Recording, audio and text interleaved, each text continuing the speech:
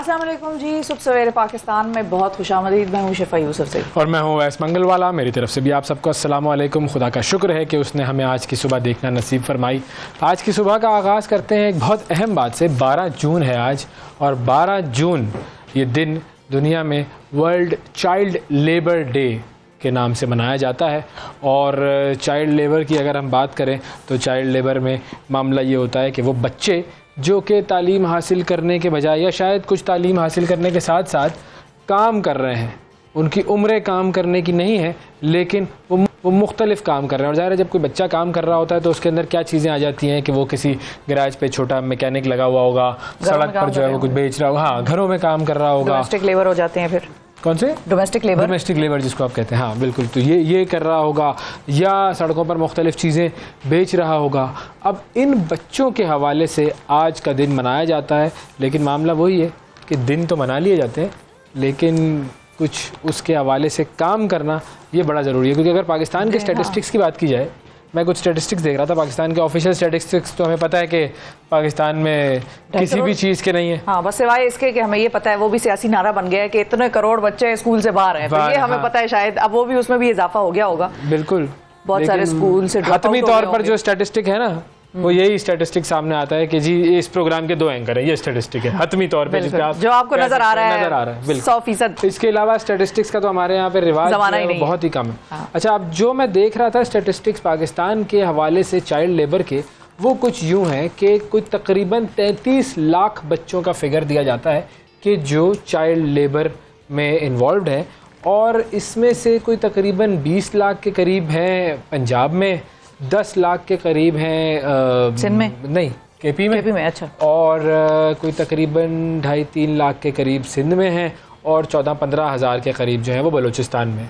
अब जाहिर है इंटरेस्टिंग है इसको, हाँ मतलब बलूचिस्तान आबादी के तनासब से नहीं, मैं सिंध और केपी का वो कर रही हूँ जहन में कि आबादी के तनासब से केपी तो is much smaller province than Sindh, तो स्टैटिस्टिक्स इसको रिवाइज होने की ज़रूरत है। यह यहाँ पर कहने का मकसद ये है कि इसको रिवाइज होने की ज़रूरत है। ये फिगर्स ठीक नहीं होंगे यकीनन, अगर पुराने चले, मतलब मैं कह रहा हूँ अगर सही भी हैं तो भी 33 लाख बच्चे जो कि आपको चाइल्ड लेबर में इन्वॉल्व मिलते हैं पाकिस्तान में, उन 33 लाख बच्चों का मुस्तकबिल क्या है?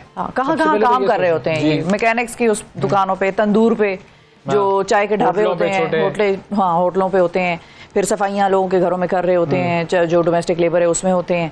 फिर इसके अलावा और बड़ी जगह हैं, सड़कों पर हमें मोची के तौर पर बैठे नजर आते हैं छोटे बच्चे, सब्जियां बेच रहे होते हैं, हाँ सड़कों पे चीजें बेच रहे होते हैं, फूल बेच रहे होते हैं, फूल की दुकानों पे हमें छोटे मिलते हैं। एक तो यह है कि काम करने में 2 चीज़ आ जाती हैं। आपने काम किया, आपको कुछ पैसे मिल गए, लेकिन जो प्रॉब्लम इसके साथ इन्वॉल्व है वो ये है कि बहुत मरतबा सख्त मुशक्क़त के काम लिए जाते हैं इनसे। भट्टियों पे काम कर रहे होते हैं बच्चे, भट्टियों पे ईंटों की, जहाँ जैसा बंदा खड़ा ना हो सके कि इस तरीके से किस तरह वहाँ पर खड़ा रहा जाए, वहाँ के टेम्परेचर्स क्या होते हैं।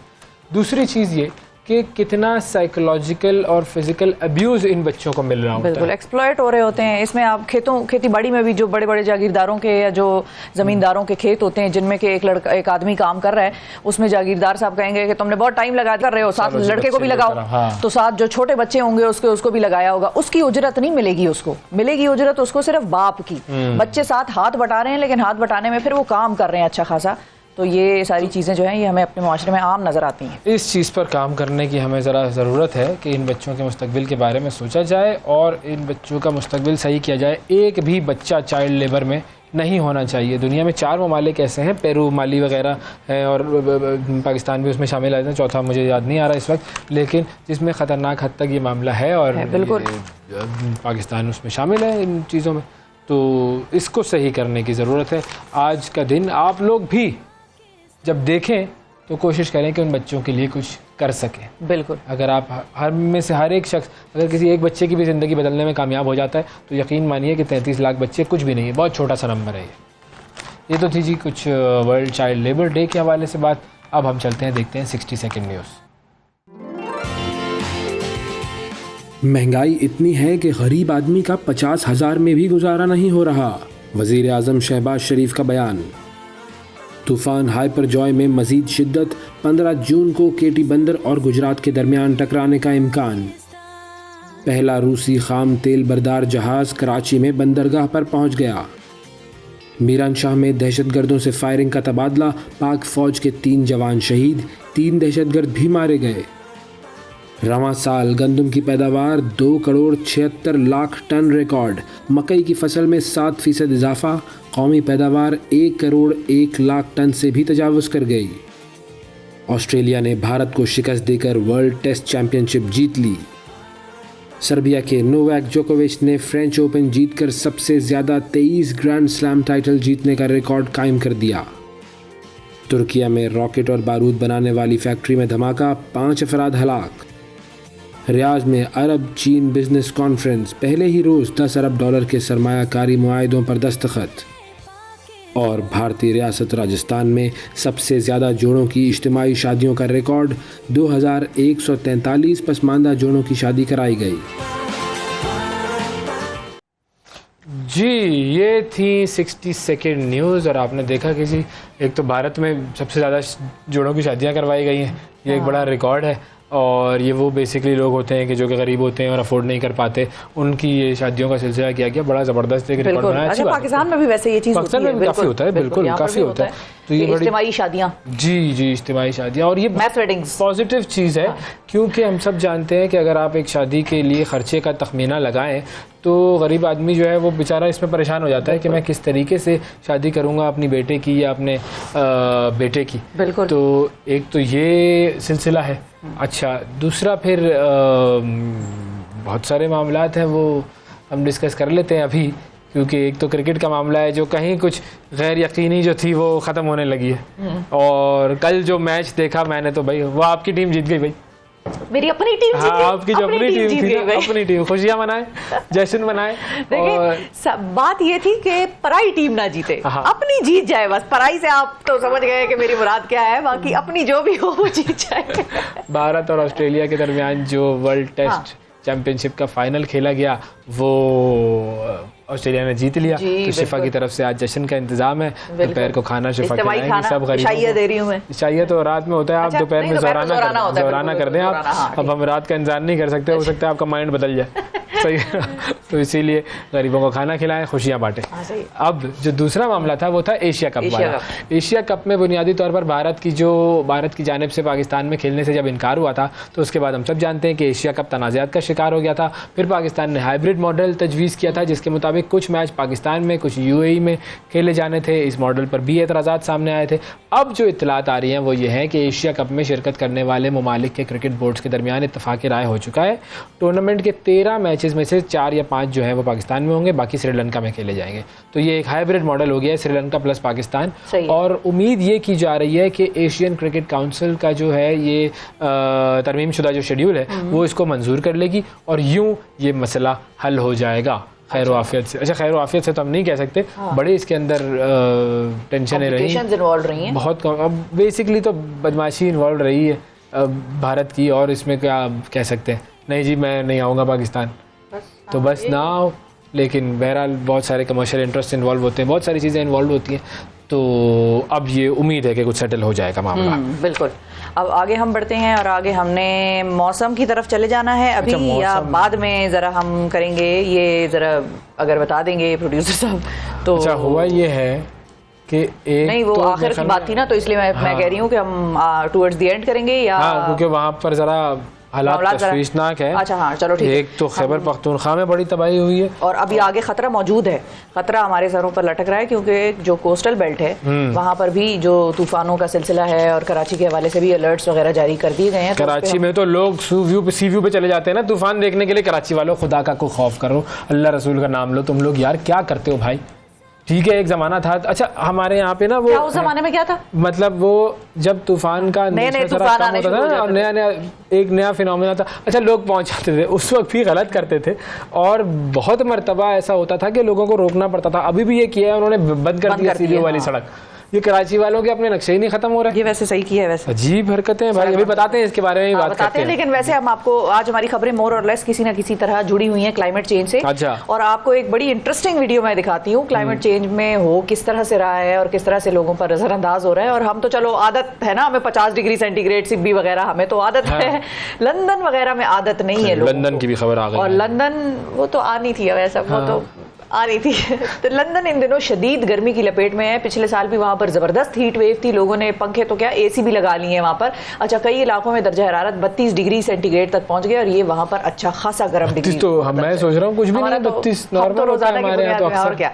अच्छा, 2 रोज कबल प्रिंस विलियम्स के लिए मिलिट्री परेड का इनेकाद हुआ। उनकी शादी सालगिरह की उनकी तकरीबात की चल रही है ना, शादी की क्या वो तकरीबात मेगन माइंड करेंगे, ये क्या कर रहे हैं सालगिरह की तकरीबात। तो खैर, तो अच्छा हुआ ये कि वो परेड चल रही थी और वो मुनक्किद हुई उनकी। तो गर्मी के बायस परेड में हिस्सा लेने वाले कम से कम 3 सिपाही ऐसे थे जो कि जमीन पर गिर गए और जिन्हें स्ट्रेचर पर डाल कर अस्पताल पहुंचाया जा रहा है। वो पीछे आप देखिएगा, वो एक स्ट्रेचर जो है, लेकिन आप ये देखें कि इनकी सर पे ये जो टोपा इतना वो देखें, वो एक स्ट्रेचर पे जा रहा है, हाँ, वो एक को पीछे लेकर दूसरे को लेने आ रहे हैं और दूसरे को लेने के लिए आ रहे हैं। लेकिन मतलब इतना बड़ा इन्होंने सर पे ये एक हैट पहना हुआ है, उसके अंदर शदीद टोपा जो है, ये गर्मी इसके अंदर कितनी होगी। यूनिफॉर्म है, अब क्या तो यूनिफॉर्म तो है, लेकिन आप सोचे ना स्कूल में बच्चों के सर्दियों गर्मियों के अलग यूनिफॉर्म होते हैं ना, तो इधर भी आप अलग क्यों नहीं कर सकते? आप टेम्परेचर देखें उसके हिसाब से, मतलब बादशाह बने हुए हो और इतनी सी चीज समझ में नहीं आ रही। अच्छा, फिर इंटरेस्टिंग चीज ये हुई कि एक वीडियो सोशल मीडिया पर भी वायरल हुई है और यही अच्छा, इसमें ट्रम्पेट बजाने वाला जो है एक एहलकार अभी गर्मी से वो देखे जमीन पे पड़ा हुआ है बेचारा। जी जी जी। और फिर कितनी देर वो जमीन पे पड़ा रहता है, पीछे अगर म्यूजिक होता ना तो म्यूजिक चल रहा है बाकायदा तौर पे। हाँ। और फिर वो इतने में वो खड़ा होता है, उसका साथ वाला साथी जो है उसको जरा हाथ लगा के पूछता है भाई ठीक हो, इतने में खैर उसको लेने आ जाते हैं। तो वो खलो जा, वो किंग पे वेख रहा है, वो खलो जा। तो वो ये सारी सूरत हाल वहाँ पर डेवलप हो गई और उसके बाद फिर वो ठीक था, वो फिर स्ट्रेचर पर लेट कर नहीं गया, वो उनके साथ चल कर चला गया, लेकिन तबीयत उनकी खैर लेकिन ये खतरनाक बात है, खतरनाक बात है। प्रिंस विलियम्स ने ट्वीट के जरिए भी परेड में हिस्सा लेने वालों का खास तौर पर शुक्रिया अदा किया और कहा कि मुश्किल हालात के बावजूद आप सबने बहुत शानदार जो है वो परफॉर्मेंस दी। और बरतानिया की हेल्थ सिक्योरिटी एजेंसी ने गर्मी के मुतालिक एक अलर्ट भी जारी कर दिया हुआ है। तो ये है सूरत। अलर्ट हो जाएंगे, हम यूनिफॉर्म नहीं बदलेंगे। बादशाह भी बसना कभी कभी वैसे बस टेंट नहीं हो सकते थे, तंबू लगा दें। तो ये बादशाह को आना चाहिए ना, मुझसे कराएं प्लीज अगली दफा। ये देखिए ये परेड वरेड मुझसे ऑर्गेनाइज कराएं, हम कर देंगे। हाँ। वो यूनिफॉर्म भी सिलवा देंगे कहीं से, और क्या, और हम तंबू शंबू का भी बंदोबस्त कर देंगे। अब्दुल वदूद टेलर है हमारे यहाँ पे मोहल्ले में, और क्या, सस्ता सीता है, हो जाएगा, फिक्र ना करें। तो अच्छा, अगली जो स्टोरी है वो भी माहौलियाती तब्दीली के हवाले से ही है।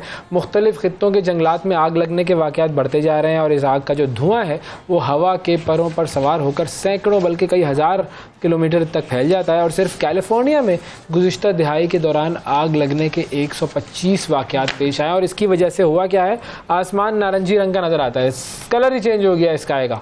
और साइंसदानों के नज़दीक आसमान का यही रंग जो है वो अब मुस्तकबिल में हमारा नसीब होगा। हर साल आग लगने, जी जी जी, ऑरेंज स्काई देखेंगे। तो हम बच्चों को कैसे सिखाएंगे बेटा वो कौन सा कलर है? कलर नहीं, स्काई ब्लू, स्काई ऑरेंज, ये होगा अब स्काई ऑरेंज होगा भाई जी।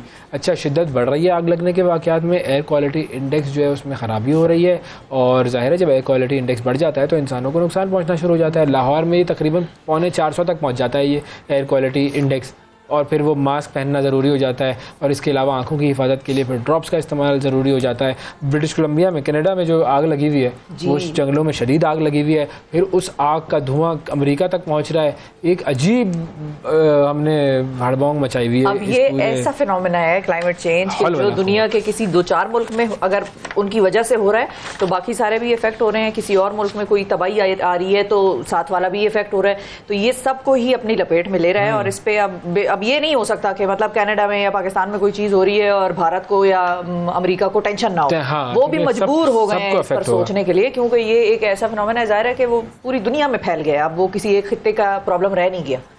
तो ये है सूरत हाल। और एसी चलाना कितना खतरनाक होता है, अच्छा, वैसे मैंने एक तस्वीर देखी है, वैसे हमारे जो स्प्लिट एसीज हैं, हाँ। उनका हर एक स्प्लिट का एक अलग अलग यूनिट होता है जो बाहर की तरफ पड़ा होता है। हाँ। वो तस्वीर मैंने एक देखी है कि इंजीनियर ने शेयर की हुई थी। अब मुझे नहीं पता कि क्या वो ये ऑप्शन सजेस्ट कर रहा था या वो ये सिर्फ लोगों को सोचने के लिए छोड़ रहा क्या था था उनके उसमें? माइंड में। उसमें ये था कि 3 स्प्लिट उसने रखे हुए हैं तस्वीर में, और उन सब की तारें जो हैं वो एक बाहर के यूनिट के साथ अटैच्ड हैं। अब ये मुझे नहीं, मतलब बेसिकली वो कहना ये चाह रहा था, आप जिसने तस्वीर शेयर की थी। नहीं मैसेज ओपन नहीं था ना, वरना मैं उनको डीएम अच्छा। करती। तो मतलब कहना वो ये चाह रहे थे कि 3 स्प्लिट एसीज जो अंदर आपके यूनिट लगे हैं उनके लिए बाहर एक यूनिट भी काफी है। This is what he wanted to suggest. अब क्या ये वाकई ऐसा हो सकता है, नहीं हो सकता, ये ऐसे तो बड़े इंजीनियर इंजीनियर निकलते हैं साहिबान, पानी पे गाड़ी चलाने वाले, वो क्या नाम था उनका, पता नहीं क्या था, लेकिन पानी पे गाड़ी इतना चली ना वो चल सकती है, पता नहीं चल तो सकती थी। और हो सकता है हमारे कुछ भाई हमारे कुछ अपने ऐसे हैं जिन्होंने छोड़ा ही ना हो कि भाई हम सब की अपनी पानी कित्थे ले कंट्रीब्यूशन भी आए। है। हम सब प्लास्टिक बैग इस्तेमाल कर रहे हैं, हम सब एसी जी। इस्तेमाल कर रहे हैं। अब देखो ना, एसी चलाना कितना खतरनाक है माहौल के लिए। हमारा कमरा तो वो ठंडा कर देते यार, कम एसी चलाओ। वैसे एक यहाँ पे बंद वो जो है, इस वाटर एक को सही कूलर करवाओ यार एसी, कुछ कम से कम 4 एसी होने चाहिए यहाँ पे जो चले, लेकिन है खतरनाक, लेकिन वो चलाओ वाटर जरूर। कूलर है, उसका फिर इफेक्ट जो है वो ज़रा बेहतर है। हाँ। मेरा ख्याल है कि वो उस तरह से एमिशंस नहीं खारिज कर रहा होता जब वो चल रहा होता है, और अच्छा खासा वो घर जो है आपका पूरा ठंडा हो जाता है। तो पहले वक्तों में तो एसी इतने जब आम नहीं थे तो वाटर कूलर ज्यादा आम थे। हाँ। कभी कभार लोग उसमें बर्फ भी रख नीलाम देते घर में थे। मिलता भी था वाटर कूलर आपका हुआ।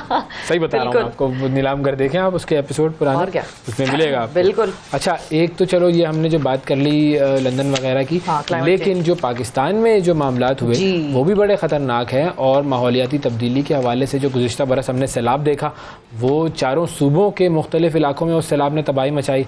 और इस साल अब जो खैबर पख्तूनख्वा है जी, एक बार उसमें- फिर हाँ। इन तब्दीलियों की जद में आ गया है। ऐसी तबाहियां वहाँ पर मची हैं। 2 रोज़ कबल आंधी और तूफ़ानी बारिशों ने इस सूबे के मुख्तलिफ इलाकों में तबाही मचा दी, और सूबाई जो डिज़ास्टर मैनेजमेंट अथॉरिटी है उन्होंने इस तबाही की रिपोर्ट जारी कर दी है।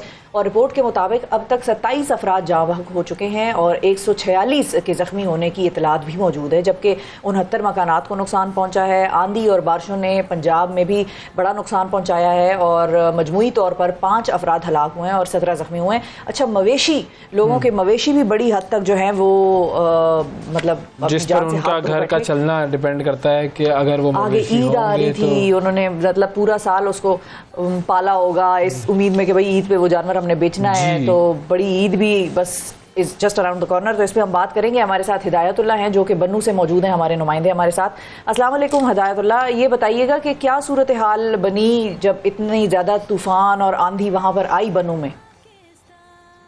जी बिल्कुल, कल तूफ़ानी बारिश ने बन्नू में तबाही मचा दी, जिसकी वजह से बिजली का निज़ाम दरहम हुआ। आसमानी बिजली गिरने से ज़ला बारी और तूफ़ानी बारिश से बन्नू में 21 अफराद जम बहक, जबकि 150 से ज़्यादा अफराद शदीद ज़ख्मी हुए। उनको तिबी इमदाद के लिए डिस्ट्रिक्ट हेडकोार्टर अस्पताल बन्नू मुंतकिल कर दिया। बारिश से जम बहक और ज़ख्मियों की इतला आते ही बन्नू के तीनों अस्पतालों में इमरजेंसी नफ़िज़ की गई। इसके साथ साथ बारिश से सैकड़ों मकानात भी तबाह हुए और हज़ारों की तादाद में लोगों के माल मवेशी भी हलाक हुए। बारिश से ज़ख्मी होने वाले अफराद को मुफ्त अदवायात की फराहमी मुमकिन बनाई जाए। इसके बाद चीफ सेक्रेटरी खैबर पख्तूनख्वा ने कमिश्नर बन्नू डिवीज़न में मीडिया को ब्रीफिंग दी और कल होने वाले बारिश के नुकसानात से उनको आगाह किया। इनका कहना था कि सूबाई हुकूमत और मरकज़ी हुकूमत तमाम वसाइल बरकार लाते हुए जो बारिश से ज़ख्मी और जम बहक अफराद है उनकी हर किस्म इमदाद की जाएगी। और उन्होंने कहा कि बारिश से जम बहक और ज़ख्मी होने वाले अफराद के लावाहिकीन को 72 घंटे के अंदर अंदर इमदादी चेक भी हवाले किए जाएंगे। जी, शदीद तशवीशनाक सूरत हाल जो कि केपी में डेवलप हुई। अब कराची का रुख करते हैं और कराची में जो तूफ़ान जिसका नाम क्या है, हाइपर जॉय, ये अजीब सा नाम रखा हुआ है वैसे इन्होंने, लेकिन चलें ठीक है, जो भी रख दिया है इन्होंने। अब ये तूफ़ान कराची के करीब पहुंच गया है। कराची में सीवीओ की जो रोड है वो भी बंद कर दी गई है। रबिया खान हमारी जो नुमाइंदा है हमारे साथ मौजूद हैं। अस्सलाम वालेकुम रबिया। वालेकुम सलाम। जी रबिया, बताइए कराची में तूफ़ान की जो सूरत हाल है उसके पेश नज़र क्या क्या मेजर्स लिए गए हैं हुकूमत की तरफ से और तूफ़ान के हवाले से क्या बताया जा रहा है? जी बिल्कुल, तूफ़ान की अगर हम बात करें तो सबसे पहले तूफ़ान का नाम जो आप कह रहे हैं कि काफ़ी डिफ़िकल्ट है, वो यकीनन इसका नाम जो है वो बीपर जॉय है, जो कि जापान की जानिब से रखा गया है और इसके मतलब जो है वो तबाही के हैं।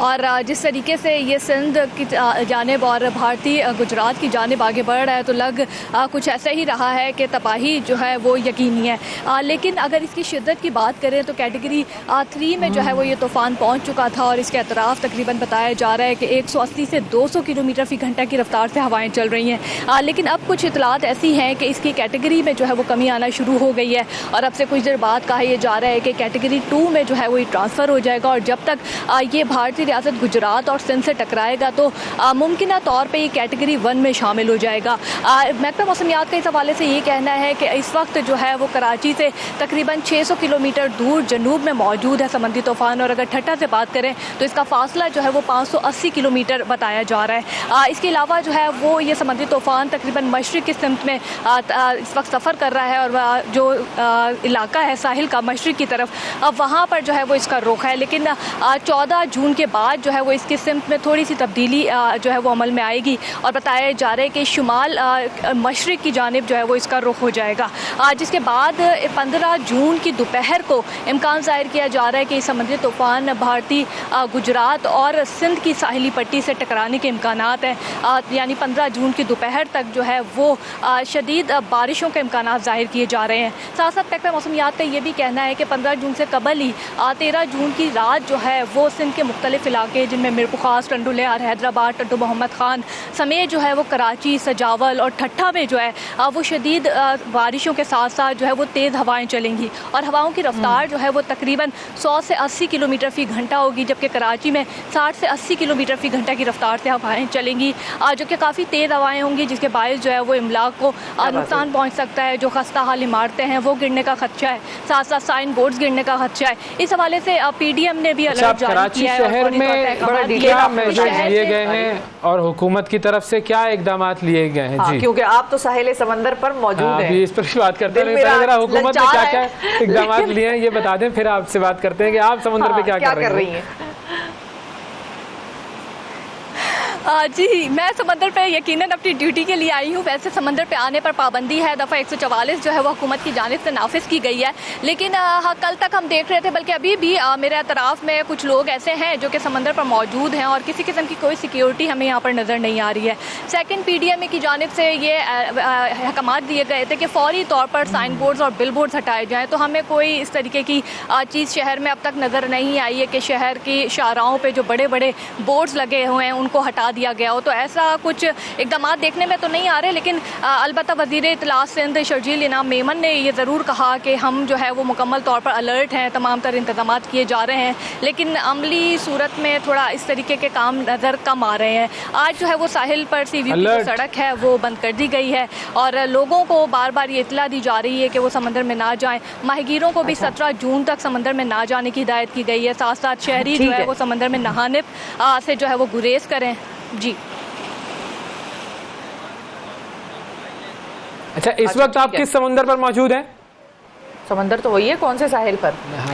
जी बिल्कुल, इस वक्त में डेविस पॉइंट ये इलाका कहलाता है, जो कि अगर हम बात करें तो एक खासा मशहूर रेस्टोरेंट है, उसके अतराफ में आगे आके ये जगह है और ये एक दीवार है जिस पे इस वक्त मैं बैठी हुई हूँ और पीछे आप साहिल देख सकते हैं। साहिल की भी अगर बात करें तो लहरें जो है वो कल की निस्बत हमें काफी तेज। फुल फ्रेम पे आ जाएं जरा और फुल फ्रेम पर दिखा दें जरा, पानी दिखाओ भाई, इतना साफ सुथरा पानी पाकिस्तान में दिखाओ। फुल फ्रेम पर आए, मैं आपको उसके बाद दिखाती हूँ ऐसे शिफा जैसे लोगों को बताएं जरा कि ये पानी होता है। जी बिल्कुल, ये समंदर का पानी होता है जो कि सिर्फ कराची वालों को जो है वो रोज़ाना के तौर पे मुयसर हो सकता है, लेकिन जो लोग बाहर रहते हैं, जो कि इस्लामाबाद में रहते हैं, तो वो कभी कभी अगर कराची आए तो वो साहिल का रुख कर सकते हैं, लेकिन हम लोग जो है वो रोज़ाना समंदर की ठंडी ठंडी हवाएं और जो ठंडी ठंडी लहरें हैं उनको एंजॉय करते हैं। और आज थोड़ी सी शिद्दत जो है वो लहरों की ज़्यादा नज़र आ रही है। साथ साथ मैं आपको ये बताऊँ कि जब समंदरी तूफ़ान जो है वो साहिल से टकराने का इम्कान है, तो उस वक्त बताया जा रहा है कि तकरीबन 25 से 30 फीट ऊँची जो है वो लहरें होंगी। तो साहिल के बिल्कुल करीब जिन लोगों ने मकान बना लिए हैं तो उनके लिए थोड़ी सी खतरे की घंटी बज गई है कि उनके घरों में जो है वो पानी अब दाखिल हो सकता है। जी, वेरी डिटेल्ड रबिया, बहुत शुक्रिया। बहुत शुक्रिया, बड़ा मजा आया आपके साथ बात करके। बात तो हम बड़े सीरियस चीज पे कर रहे थे, लेकिन डिटेल आपने जो बहुत बेहतरीन, और फिर आपने साथ पानी मुझे को दिखा दिया, तो मेरी तो आप फेवरेट। जल्दी जल्दी आप निकल जाएं यहाँ से, देखें खतरा है, ठीक है प्लीज। और लोगों को हमें ये बताना है कि भाई मत जाए साहिल समुंदर की तरफ, ये थोड़ा इंतजार कर लें, पानी भी कहीं नहीं जा रहा, आप लोग भी उधर ही होंगे, तो कुछ टाइम बाद जाइएगा। सुबह सवेरे पाकिस्तान, सुबह सवेरे पाकिस्तान, सुबह सवेरे पाकिस्तान।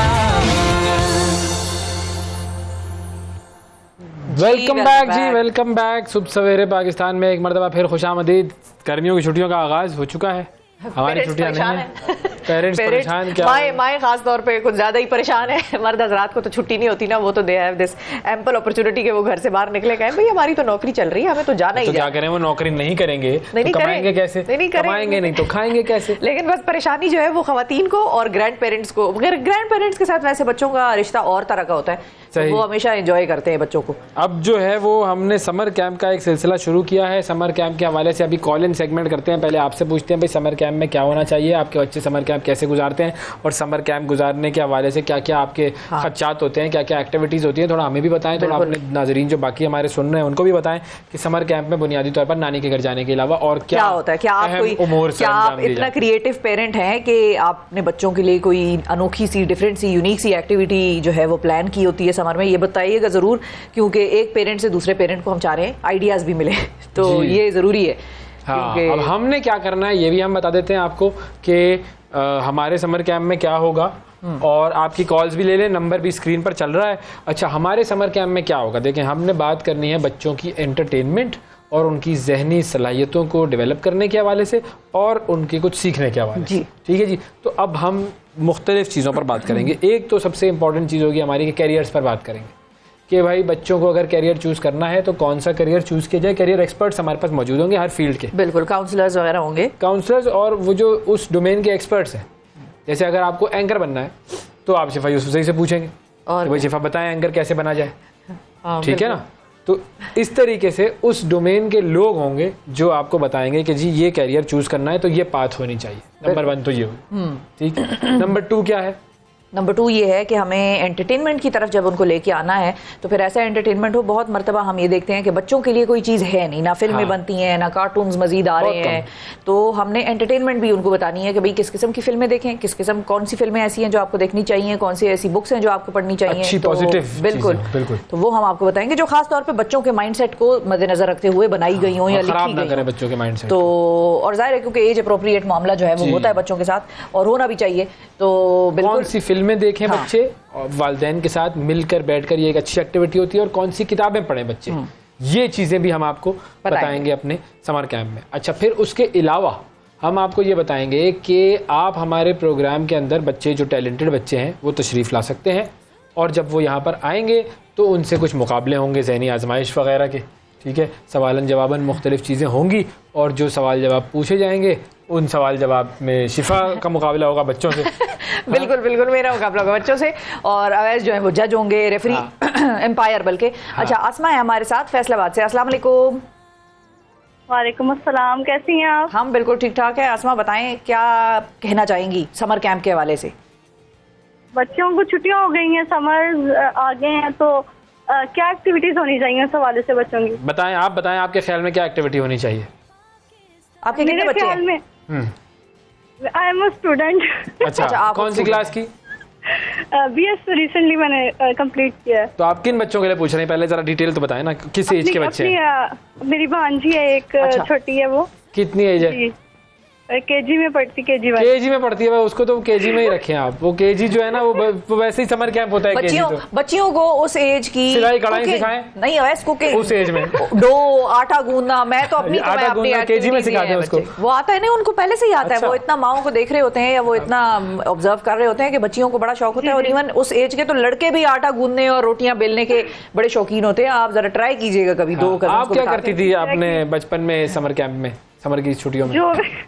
जो भी देखते हैं वो फॉलो करने की कोशिश करते हैं। वो देखिए, ये बात आपने बड़ी अच्छी कि बच्चे जो है ना कॉपी करके सीखते हैं, तो आपने उनके साथ मुख्तलिफ ऐसी एक्टिविटीज़ करनी है जिनसे वो सीख सके मुख्तलिफ। फॉर एग्जांपल, अब बच्चों के साथ अगर आप नमाज़ पढ़ रहे होते हैं तो नमाज़ पढ़ना वो सीखते हैं कैसे? माँ बाप के साथ कॉपी खड़े करते होके, हैं, बिल्कुल। वो बिल्कुल वैसे ही खड़े हो जाते हैं। वो माँ का दुपट्टा अगर बेटी जो है वो बांध रही है या बाप के साथ वो मस्जिद जा रहे हैं, तो ये एक टाइम आपको बड़ा इंपॉर्टेंट एक्टिविटी मिलेगी। Exactly, ऐसा ही होता है। बच्चों की छोटी छोटी इस तरह की किताबें हैं जो कि आप पढ़ सकते हैं, उनके साथ छोटी छोटी उर्दू की कहानियां, उर्दू की किताबें, उनसे बच्चे बहुत कुछ सीख बिल्कुल। सकते हैं। थैंक यू आसमा। ये जरूर कीजिए, आप उनके साथ किताबें पढ़ें।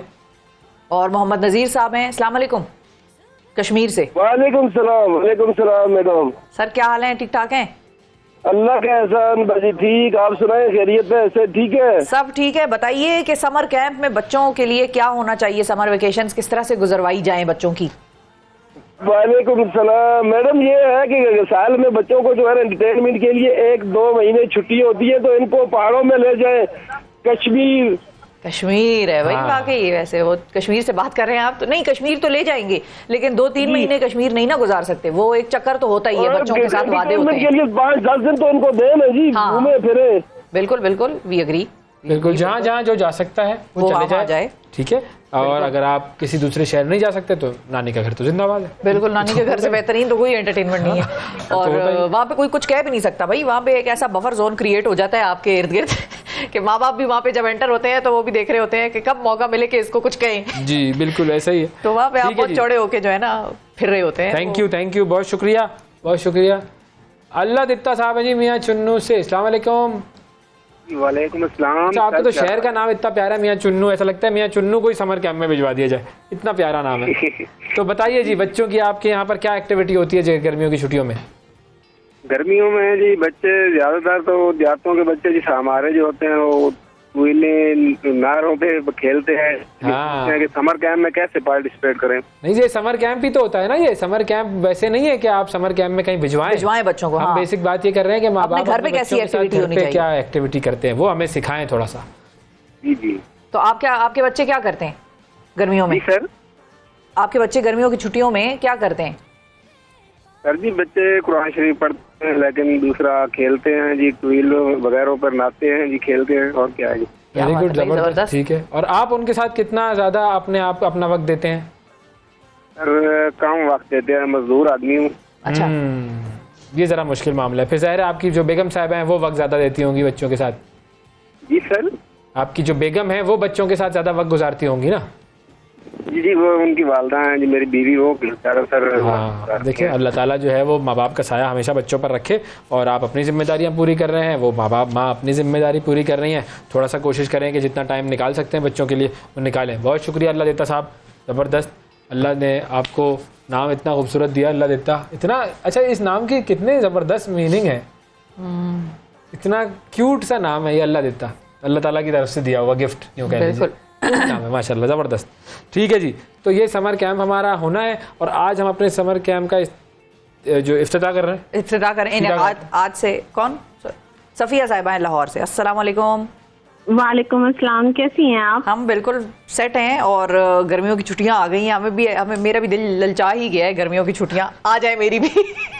लेकिन ये बताएं कि आप बच्चों के साथ किस किस्म की एक्टिविटीज करने की ख्वाहिशमंद होती हैं या कोई प्लान करती हैं जब गर्मियों की छुट्टियां आ रही होती हैं? तो मैं ये अपनी तारीफ खुद नहीं करती, लेकिन मेरी अच्छी बात ये है कि मैं सुबह जल्दी उठती हूँ। सुबह ठंडा होता है, फजर के लेके ना जो ठंडी ठंडी धूप का उसको बेहतरीन यूज कर सकते हैं। और सुबह बड़ा अच्छा होता है ना, गर्मी होती है, आप बाहर निकलें, खेलें, सारे उस टाइम को यूज करें, और जब ठंडा हो जाता है तब यूज करें। जो चीजें बाहर से चाहिए वो लिखते रहे, ठंडे टाइम में लेने जाएं, और दोपहर के टाइम को सो के यूज करें, और बच्चों को खूब खेलने दें, खुद भी खेलें। जितना खेलेंगे अच्छा हेल्दी दिमाग पैदा होगा, जैसे कि हमारे पुराने वजीर आजम का था।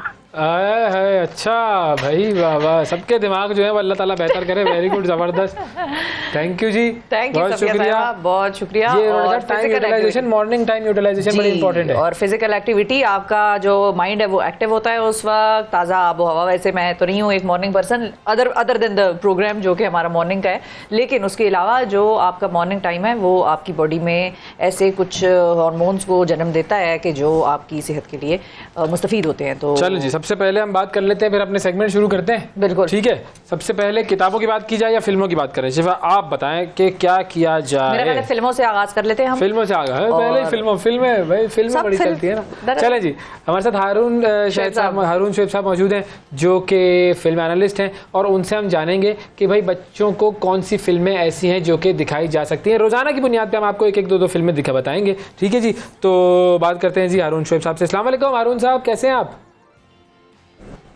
अस्सलाम वालेकुम जी, कैसे हैं आप लोग? आई होप अच्छी गुजर रही हैं बच्चों की छुट्टियां भी और वालिदैन की भी, and I hope both of you are also having fun doing the programme. बिल्कुल हम भी ठीक ठाक हैं, और वालिदैन जिन्होंने आपको सुना है वो भी फिलहाल तो ठीक ही होंगे। अभी छुट्टियों का आगाज है, अब इख्तिताम कैसा रहता है वालिदैन के लिए ये बताना होगा बाद में। लेकिन ये बताइए कि आज आगाज आप कौन सी 2 फिल्म्स बताकर हमारे साथ कर रहे हैं, और कौन सी ऐसी मूवीज हैं जो बच्चों को देखनी चाहिए?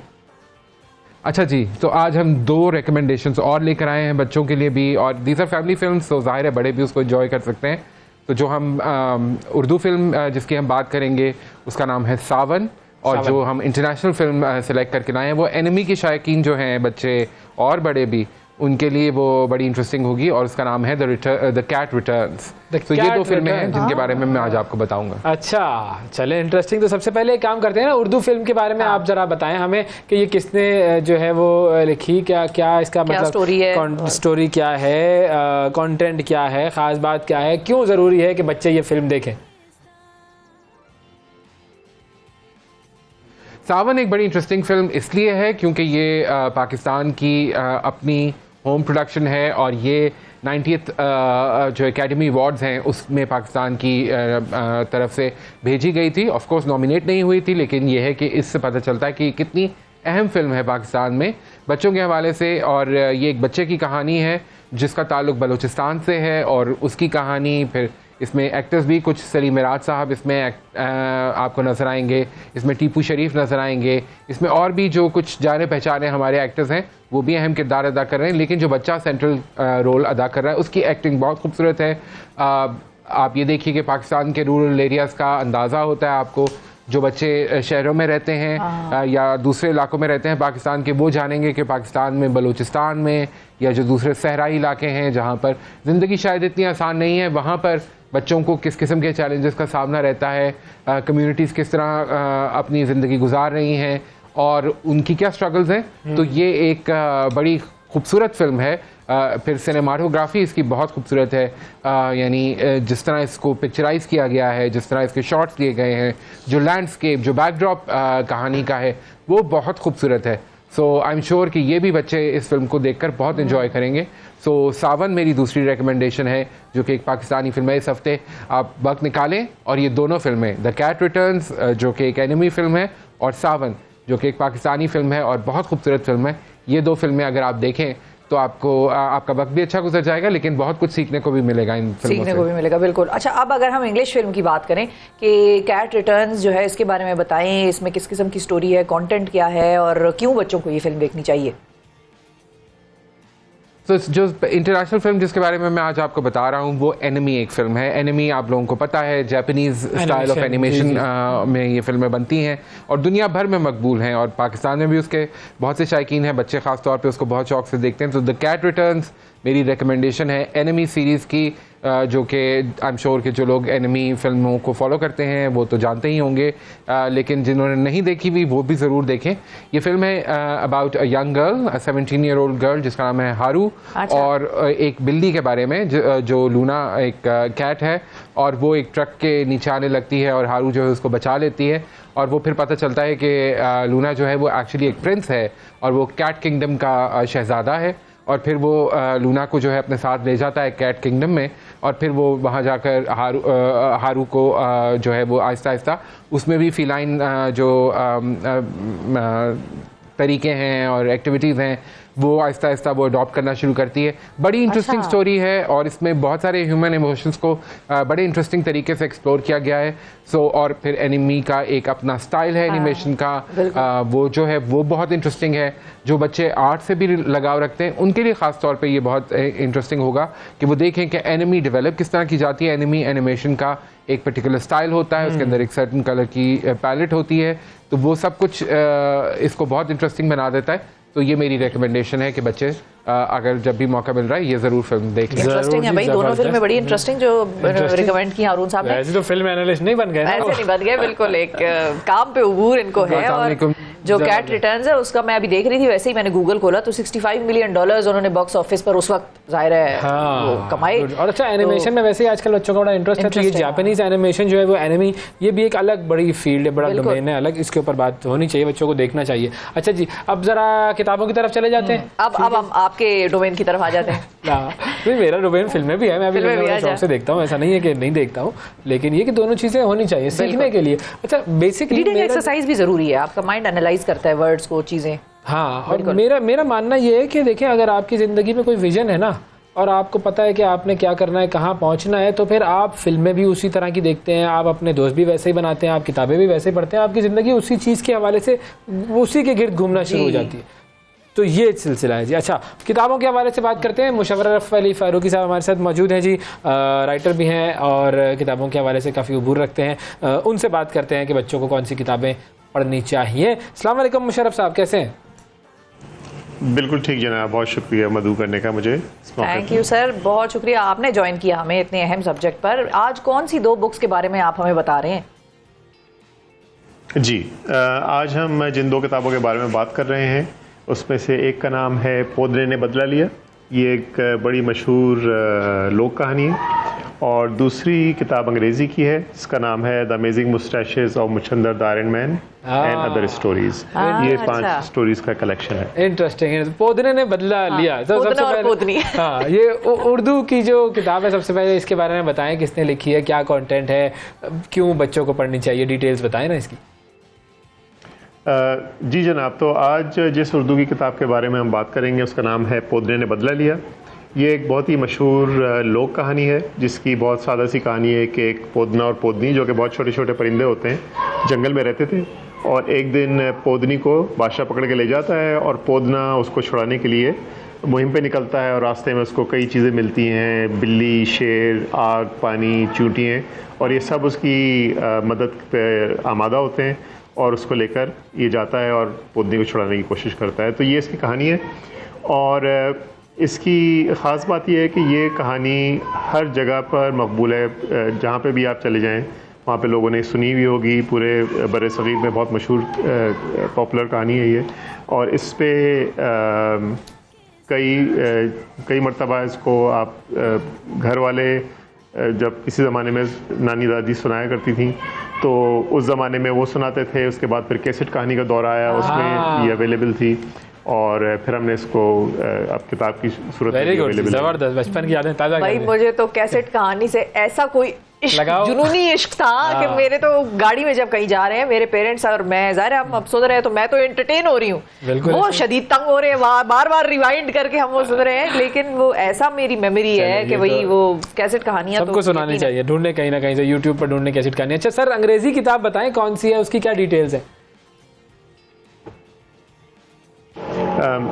अच्छा, आज की जो किताब हम अंग्रेज़ी की डिस्कस कर रहे हैं वो मैंने लिखी है, इसका नाम है the amazing moustaches of Moochander the iron man. ये स्कूल्स में पॉपुलर है। इसमें 5 कहानियाँ हैं, जिसमें पहली कहानी मुचंदर साहब की जिनकी तस्वीर ऊपर बनी हुई है। ये मुचंदर साहब जो होते हैं सर्कस में काम करते थे और अपनी मूँछों से वज़न उठाते थे, चीज़ें घसीटते थे, करतब दिखाते थे, और एक दिन ये होता है कि ये बूढ़े हो जाते हैं काम करते करते और सर्कस से इनकी छुट्टी हो जाती है। तो अब इनके एक मुश्किल इन पर वक्त आता है, क्योंकि इनको सारी ज़िंदगी सर्कस में काम करने की और वाह वाह सुनने की आदत थी, तो अब वो चीज़ नहीं रही। तो अब ये जो है दोबारा से कोई नए सिरे से सर्कस में दाखिल होने की कोशिश करते हैं, जिसमें उनकी मूछें उनकी क्या मदद करती हैं, ये इस कहानी के अंदर है। तो इस तरह इसमें कुछ और भी कहानी है, जिसमें एक मेमने की कहानी है जिसको बहुत खाने पीने का शौक था, और वो उसको बहुत मोटा होने का शौक है। बड़ी इंटरेस्टिंग कलेक्शन ऑफ स्टोरीज इसके अंदर है सर। आप कह रहे हैं कि इसमें जबरदस्त जरूर पढ़नी चाहिए जी। बच्चों, किताबें पढ़ो, फिल्में देखो, अच्छी अच्छी किताबें पढ़ो, अच्छी अच्छी फिल्में देखो, और हमारा प्रोग्राम देखते रहो। हम रोजाना बताएंगे कि कौन सी किताब आपने पढ़नी है और कौन सी फिल्म आपने देखनी है। समर कैंप वाला सेगमेंट हमारा अभी जारी है, मिलते हैं एक छोटे से ब्रेक के बाद। सुबह सवेरे पाकिस्तान, सुबह सवेरे पाकिस्तान, सुबह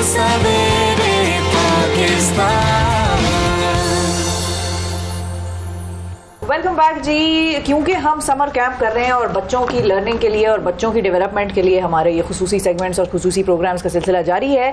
खास तौर पर हम प्रॉब्लम्स पर भी डिस्कशन करना चाहेंगे जो बच्चे फेस करते हैं और फिर बच्चों के थ्रू उनके पेरेंट्स भी फेस करते हैं और दोनों को ये समझ नहीं आ रही होती कि उसको हैंडल कैसे करना है। अब एक गेम डेवलपर है हमारे साथ, बोर्ड गेम डेवलपर है नशरा बालागाम वाला, और इन्होंने पूरा नाम दोबारा ले। नशरा बालागाम वाला। बालागाम वाला, बालागाम वाला, जैसे ओवैस मंगल वाला वैसे नशरा बालागाम वाला। ये आप अंदाजा लगा लें कि ये किस कम्युनिटी के टैलेंटेड लोग आपके इर्द गिर्द बैठे हुए। शिफा, ये सोचें आप। बिल्कुल बिल्कुल। लेकिन मेरी आंख पड़ी थी नशरा पे, मेरी आंख पड़ी थी तो मैंने नशरा को जो है वो ढूंढ निकाला। लेकिन नशरा का काम ही इतना जबरदस्त है, उन्होंने बनाई है जी एक बड़ी जबरदस्त गेम, और वो बच्चों के लिए उन्होंने डेवलप की है ताकि बच्चों को कुछ खास मसाइल जो पेश आते हैं उससे बच्चे डील कर सके और उस मसले को आइडेंटिफाई कर सके कि okay something is not wrong, something is not right around there surroundings. अस्सलाम वालेकुम नशरा। अस्सलाम वालेकुम जी। ठीक, कैसी हैं? ठीक ठाक हैं? ठीक ठाक, thank you for having me. बहुत शुक्रिया। सबसे पहले ये जो गेम का जो बॉक्स है ये जरा उठा के दिखा दें कि भाई ये क्या नाम है इस गेम का और इस गेम को डेवलप करने का मकसद क्या था? Monster Hunt. जी, ये गेम है मॉन्स्टर हंट। ये एक कार्ड गेम है जो बच्चों को जिस्म की हिफाजती सिखाती है और उनको जिनसी ज्यादती से बचाती है। Very good, okay. अच्छा, अब ये जो गेम आपने चूंकि डेवलप की, आप बोर्ड गेम्स ही डेवलप करती हैं जी? कोई खास क्वालिफिकेशन होती है इसकी या क्या होता है? ये भी मेरी क्वालिफिकेशन यही है कि मैं बोर्ड गेम्स डिजाइन करती हूँ for social justice, for social impact. तो कोई भी ऐसे कोई टॉपिक्स हों जिससे दुनिया में थोड़ी हम बेहतरी कर सकते हैं, उसके लिए मैं गेम। क्योंकि बोर्ड गेम्स हम यूजुअली जो खेलते थे बचपन में, लूडो खेल लिया, स्क्रैबल खेल लिया, ड्राफ्ट खेल लिया, मोनोपोली खेल लिया। मोनोपोली से तो फिर भी थोड़ा सीखते थे जरा, और मेमन बच्चे तो मोनोपोली वाले ही होते हैं, आपको पता है, पैसों की जिंदगी उनकी ऐसा ही है। या स्क्रैबल से हम सीख लेते थे कि किस तरीके से वर्ड्स बनाने। तो अब मॉन्स्टर हंट बच्चों को अपना जिस्म की हिफाजत करना सिखाता है। जी, एब्सोल्युटली। तो मैं पहले एक्चुअली बोर्ड गेम्स डिजाइन करती थी, जहाँ पे मोनोपोली बनी है जिस कंपनी ने, हैसब्रो, मैं वहीं काम करती थी। तो इनिशियली मैंने वहीं से शुरू किया, बट फिर मेरा इंटरेस्ट ये हो गया कि कुछ और करते हैं। लेकिन जो बोर्ड गेम्स की डेवलपमेंट है उसमें किस तरह से इम्पैक्ट का तयन किया जाता है कि भाई अगर हम ये स्टेप रखेंगे इसमें तो इसका इम्पैक्ट ये होगा, ये स्टेप्स रखने ज़रूरी हैं? ये कैसे डिसाइड होता है कि गेम को किस डायरेक्शन में लेके जाना है और क्या क्या स्टेप्स इंक्लूडेड होंगे इसमें? तो हर गेम बहुत फ़र्क होती है, बिकॉज ऑब्वियसली इट डिपेंड्स कि आपका पर्पस क्या है, राइट? इसमें मेरा पर्पस था बच्चों को ये हिफाजती सिखाना वगैरह। तो इसका फर्स्ट स्टेप था रिसर्च। बहुत महीनों तक मैंने काफ़ी रिसर्च की कि हमें बच्चों को सिखाना क्या चाहिए, पेरेंट्स को क्या सिखाना चाहिए, टीचर्स को क्या सिखाना चाहिए, और जो ये अब्यूजर्स होते हैं उनके टैक्टिक्स क्या होते हैं, वो करते क्या हैं, वो कैसे करते हैं, और फिर अकॉर्डिंगली मेरे स्टेप्स बने। सो जैसे ये गेम जैसे वर्क करती है, काफ़ी सिंपल है, राइट? एक काम करते हैं, मैं खेल के दिखाते हैं, मैं आ जाता हूँ। चलें जी। अच्छा, एज अप्रोप्रिएट क्या है मिसाल के? एज तो एक्चुअली एजेस 4 through 10 है, मगर आप फिर 4-year-old बन जाएं, आप फिर आप फिर पेरेंट बन जाएं, क्योंकि ये जो गेम है वो प्ले होती है between a child and a parent और a child and a care giver, teacher, anyone. सही है। तो अम्मी मैं आ जाऊँ उस तरफ? आजा बेटा, तू आजा। जी, आजा बेटा। थैंक यू अम्मी। जी बताएं। ओके, अब मेरे सामने गेम है जी। सो वेरी सिंपल, पहले एक ये रूल बुक और बॉडी सेफ्टी की बुकलेट है, ठीक है? तो ये एज पेरेंट, केयर गिवर या पेरेंट, आप पहले तो एक ये जैसे नोट है आपके लिए कि रेट्स ऑफ अब्यूज कितने हैं, कि मेमन ने डेवलप किया ना, नोट जरूर निकलेंगे इस गेम में। मैं बता रहा हूँ आपको भाई, ये होगा, ठीक है? कि जैसे हर दुनिया में हर 4 लड़कियों में से 1 लड़की अब्यूज होती है before the age of 18। Statistics इतनी हाई हैं। और फिर एक्चुअली क्या लाइफ लॉन्ग इफेक्ट्स होते हैं of mental health disorders, eating disorder, suicide attempts भी एक्चुअली 10 to 13 टाइम्स ज़्यादा हो जाते हैं for children that are abused. So ये पेरेंट्स को समझाने के लिए कि इतना इंपॉर्टेंट है कि वो बच्चों को सिखाए, राइट? एंड एक्चुअली अच्छी एक न्यूज़ जो है दुनिया में ये है कि 95% जो अब्यूज है वो एक्चुअली रोका जा सकता है सिर्फ एजुकेशन से। सही है। सो फिर पेरेंट जो है after they read the note, ये वो बॉडी सेफ्टी एजुकेशन है बच्चों के लिए। तो वो उन्हें बेसिक्स ये सिखाएंगे जैसे कि व्हाट आर प्राइवेट पार्ट्स, ठीक है, who can look at or touch them, consent क्या होता है, आपके पेरेंट्स हो सकते हैं, गुड सीक्रेट्स, बैड सीक्रेट्स, ऐसी चीजें बहुत बेसिक सिंपल वर्ड्स में, सिंपल ड्राइंग्स के साथ। ये देखें यहाँ पर ये सवाल पूछा गया है, बच्चों को समझाना है लेकिन पेरेंट्स ने बताना है कि whose private parts can you look at or touch? No one. कोई आपका इतने करीब नहीं आ सकता। फिर है व्हाट इज कंसेंट। कंसेंट क्या है, यानी कि जब आप किसी को इजाजत देंगे तब ही वो अलाउड है आपके करीब आने के लिए, otherwise nobody can come closer to you. अच्छा, what is a body boundary और अ बॉडी बबल। अच्छा, बॉडी बबल क्या है? Body bubble is if you go like this, तो अगर आप इस एरिया में बच्चों को ऐसे सिखाते हैं कि आप ऐसे करो, so this is the area जो आपकी परमिशन के अलावा कोई नहीं आ सकता। और अगर कोई आए तो आपको, हमें बच्चों को जरूरी है सिखाना, क्योंकि आप नोटिस करेंगे कभी कभी बच्चे होते हैं, कोई एक अंकल आता है कमरे में और वो थोड़ा घबरा जाते हैं, और फिर वालिदैन क्वाइट ऑफ्टन पेरेंट्स को, बच्चों को प्रेशराइज करते हैं कि आप जाओ हग करो, मगर अगर वो बच्चा नहीं करना चाह रहा है, शायद कोई रीजन है, तो हमें समझना चाहिए। या अगर उस अंकल ने कुछ नहीं भी किया हो तो बच्चा अगर कंफर्टेबल नहीं है तो बच्चे को कंफर्ट लेवल दें उसका। बिल्कुल सही। अब इसको खेलते कैसे हैं भाई, इस पर आए जरा। ठीक है, तो ये हमने बेसिक बॉडी सेफ्टी कर, गुड सीक्रेट्स, बैड सीक्रेट्स क्या होती हैं, यू नो, ये बिल्कुल सही। अब ये हो गया, तो अब ये रूल्स मैं आपको बस, अब मैं बच्चा हूँ भाई 4 साल का, चले आप मुझे बताएं करना क्या है मुझे। तो आपके पास ये 10 टॉयज हैं, इनमें से आप 3 चूज करें जो आपको पसंद आता है। ये एक ये वाला ले लेता हूँ मैं, आई थिंक ये रैबिट टाइप की कोई चीज़ है। ओके, ओह वेरी गुड, ये जहाज भी बना हुआ है, ये भी मैं ले लेता हूँ। ट्रेन वैसी भी अच्छी है। नहीं, मैं बच्चा हूँ ना, बच्चों को खेलने, माँ बाप बीच में पड़ जाते हैं भाई, बच्चे को खेलने दो। अच्छा, और फुटबॉल। ये अम्मी ये नहीं सुधरेंगे, ये वो अम्मी जो नहीं सुधरती है। ये घोड़ा ले लेते हैं, ये अच्छा, ये यूनिकॉर्न। ये मेरी बेटी को आजकल बड़ा पसंद आया हुआ है, यूनिकॉर्न। तो बस अच्छा, उधर दिखा भी दे कैमरे पे। ये यूनिकॉर्न, ये मैंने 3 ले लिए। वो क्या है? एक ये रैबिट लिया मैंने, एक ये जहाज लिया मैंने, और एक ये यूनिकॉर्न ले लिया मैंने। अब बताएं अब करना क्या है इनका। जी, अब आपको अपने 3 टॉयज मॉन्स्टर्स से बचाने हैं। मॉन्स्टर से बचाने हैं, सही है, वेरी गुड। अब आपको 3 कार्ड्स मिलेंगे, ठीक है? ओके। अब इन 3 में से आपने, माँ, ये जो पेरेंट है वो या तो आपको पढ़ के देगा, या फिर अगर बच्चा है जो खुद पढ़ सकता है वो खुद पढ़ लेगा। ठीक है। अब बच्चे को चूज करना है कि इन 3 में से मॉन्स्टर कौन सा है, क्योंकि 2 जो हैं वो फ्रेंड्स हैं और एक के पीछे एक मॉन्स्टर बना। अच्छा, ठीक है। तो हम अब एक चूज करना है कार्ड।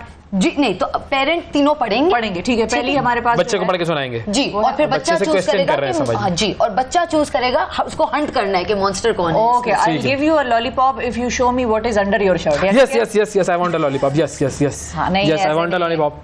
फिर अगला है, I got you some candy for being a great. I want candy. इस पे अब ऐसी कोई चीज नहीं है, देखें आपको आइडेंटिफाई कर दिया है मैसेज ने।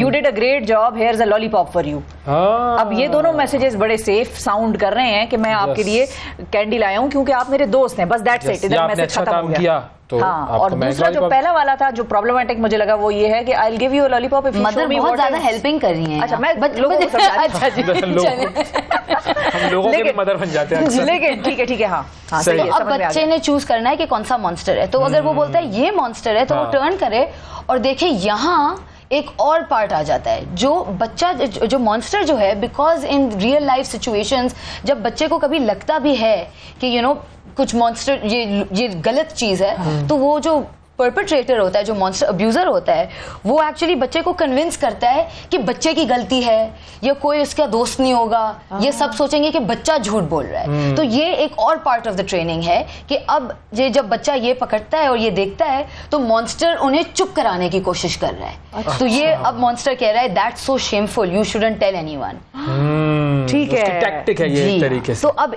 इस टाइम पे बच्चे को एक एक्सक्यूज निकालना पड़ेगा टू एस्केप द सिचुएशन, कि मैंने जाके अपना होमवर्क करना है, या मैंने जाके अपने दादी से मिलना है, खाना खाना है, बिल्कुल। और जब बच्चा come up with an excuse, I have to go out and play, ठीक है। सो एट दिस पॉइंट जो पेरेंट है वो ये मॉन्स्टर कैप्चर कर देगा। ठीक है, अब पेरेंट है मॉन्स्टर कैप्चर। अब इसका पर्पस ये है कि वो चाइल्ड और पेरेंट में सेफ्टी भी हो, कि अगर मैं अपने पेरेंट को कभी बताऊं कि कोई मेरी जिंदगी में मॉन्स्टर है, मेरा पेरेंट उन्हें पकड़ लेगा और मेरे पास 2 फ्रेंड्स रह जाएंगे। जी, अच्छा, ये देखें, ये 2 फ्रेंड्स आ गए इसके, जबरदस्त, वेरी गुड।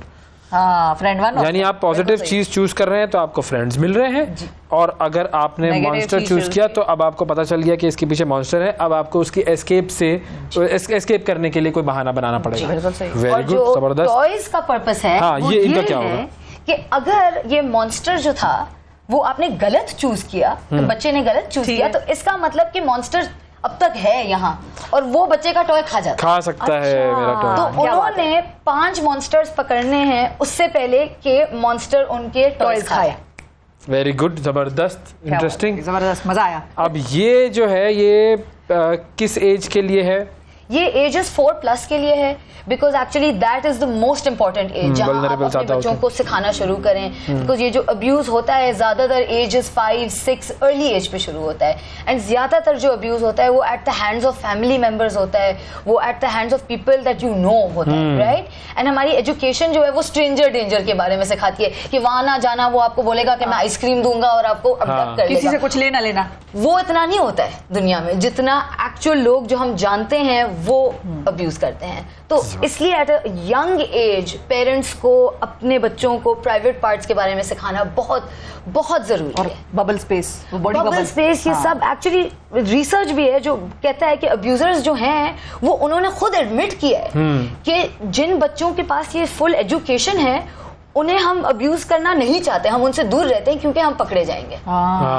तो इस सारी गेम का फीडबैक आपको कैसा मिला जब बच्चों के साथ आपने खेली जी और पेरेंट्स के साथ आपने खेली? दोनों का फीडबैक बताइए। जी एब्सोल्युटली। तो बच्चों को कितनी समझ आई और पेरेंट्स को? पहला बच्चा जिसने खेला था वो मेरी नीस थी, ठीक है। तो उन्होंने तो ऑब्वियसली उनको तो पसंद आनी थी, उनकी खाला ने बनाई थी, बट उन्होंने एक्चुअली कहा कि can I buy 20 of these games, I want to save all my friends. अच्छा, टू गिफ्ट इट।